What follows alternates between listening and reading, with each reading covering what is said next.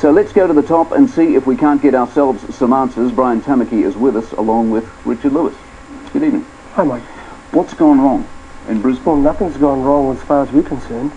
I wasn't there myself. Richard was, so he could probably address a little bit more of it. But we could say this right now, that it's already transitioned into the new hands of the new pastor, and already the attendance is almost back to where it was, and some of the return who left with the former pastor was there and weren't happy with him. It's a bad look though, isn't it? Why? Walking out. Well, how many walked out? I think the reports from Camel Live was that there were 70. Well, that was grossly exaggerated. There was less than 20. And some of those are considering coming back after finding out the relevant information. Richard, you were there. What was Andrew's problem? Why did he quit? Well, we can't go into the detail of his particular reasons. Why? Because it's subject to his employment situation that you're still working through personally with him. But what I can say is that he obviously made a choice. That was to leave. We respect his free will to do so, and have very quickly managed the process that's seen a new pastor put in place. 100 people welcomed that new pastor, actually over 100 people on board on Wednesday night, and the church is focused on moving forward. So why did he go and so many go with him though? Well, not so many went with him. You know, that is the speculation created by what... Well, how many did go with him? I would have said 25 walked out the door. Why did 25 go with him? Obviously, you know, being a pastor who's been here some time, he creates relationships, and those people are sympathetic towards him, as we are too. You know, we went out and farewelled him as well. It wasn't something he did that was unexpected to us. We sat down the night before and planned that particular process, and so, you know, he's left, as we've said, and the people there are really excited about moving forward. Are you too greedy? Is that the problem? The tithing's the issue? Tithe is not the issue, and it shouldn't be, because tithe, which means a tenth in the Hebrew, 10 cents in every dollar God says belongs to him. And so that's a principle not from Brian Tamaki or Destiny Church. That's a biblical principle that's been in the Bible for over 2,000 years. So we don't force people to give the tithe or the offerings. So you can belong to Destiny and not tithe? Absolutely, you can be there. But you know, if you're genuine about your faith, Mike, if you've had a conversion, a genuine change, the first thing you want to do is to honour God for what rightfully is his. And that's one of the things that he says, that if you don't, you're robbing him. Can you be too poor to tithe? No.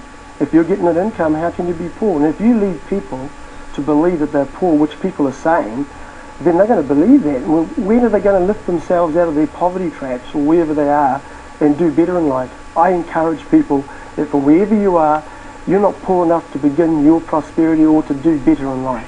Is part of the problem the image? I mean, you're kind of like the XT network of churches at the moment, aren't you? Well, you know what, I think the perception, and this is the thing with most New Zealanders, and I think the public's getting more discerning after seeing some of the obsession from some TV media outlets.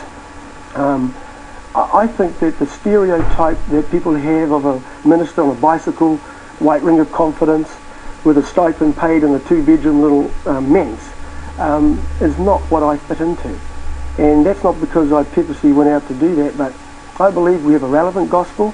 We're preaching life, we're changing thousands of lives. Indeed. And that message is what I am. But you're doing that from the back of a Harley in a flash house. Maybe that's what gets people going. Well, people were saying on the radio talkback show on live today, on Radio Live to me, they were talking about Jesus rode around on a donkey. And they were saying on the radio, why do I get around on a donkey and be humble as Jesus? Well, if Jesus was here today, he's not going to ride on a donkey, Mike. No, but he might not ride in a Harley.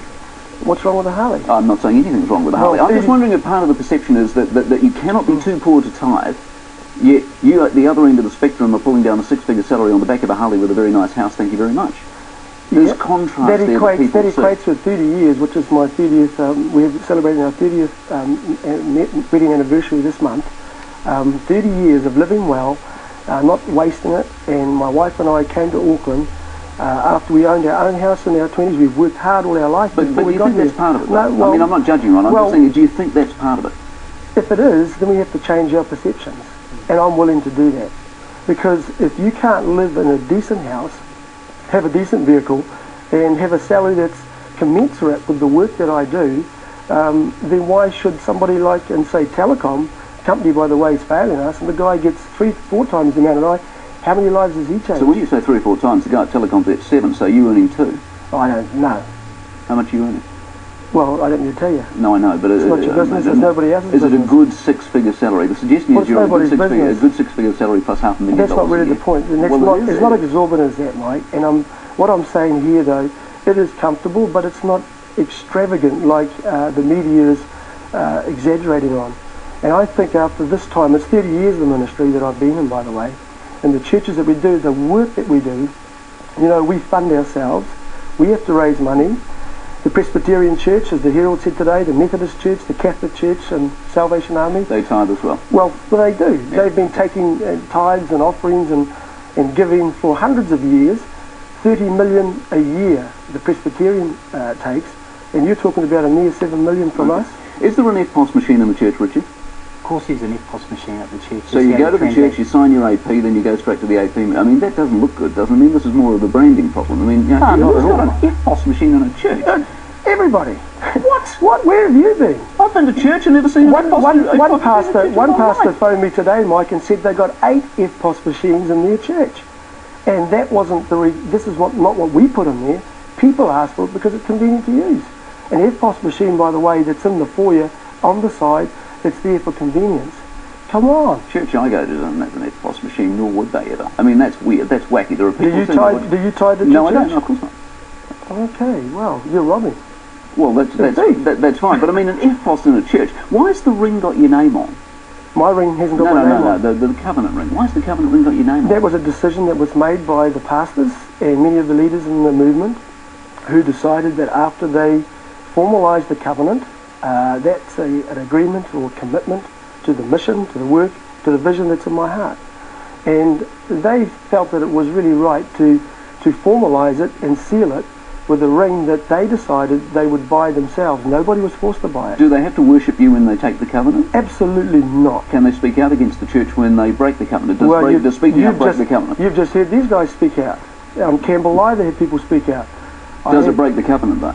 Well, you'll have to ask them that. And why don't you know? Well, it's like a marriage, Mike. If you get married to your wife or your wife marries you, that's a covenant.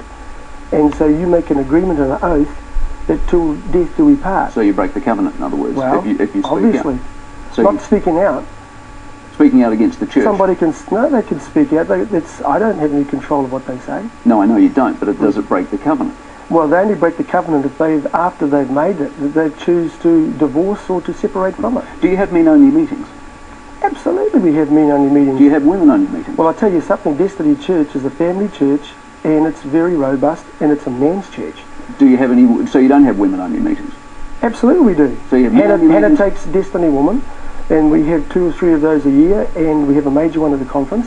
And I run men's meetings to mentor young men, and of course husbands and fathers, and how to have good marriages, how to raise their families, and to look after the next generation.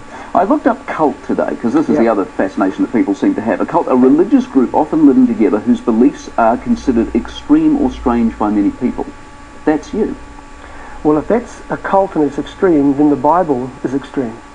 But nevertheless, that's you. Well, I only teach from the Word of God. That's all I've done. This is what has got me 5 times on the front page of the Herald in 3 months.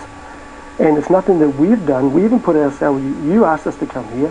Campbell Live's been stalking me all over the place, putting cameramen up on my tree at home, busting into a radio interview today without permission, getting kicked out and then stalking us outside. The point is, Mike, all I'm doing is preaching what the Bible says, straight up, as it is, and I'm living it. And people like it. And there's probably many viewers here tonight that agree that they're looking for a church that's not like the religion they had a brush with. They want life. Okay. Appreciate your time very much. Nice to see you. Brian Tamaki, Richard Lewis, appreciate your time as well.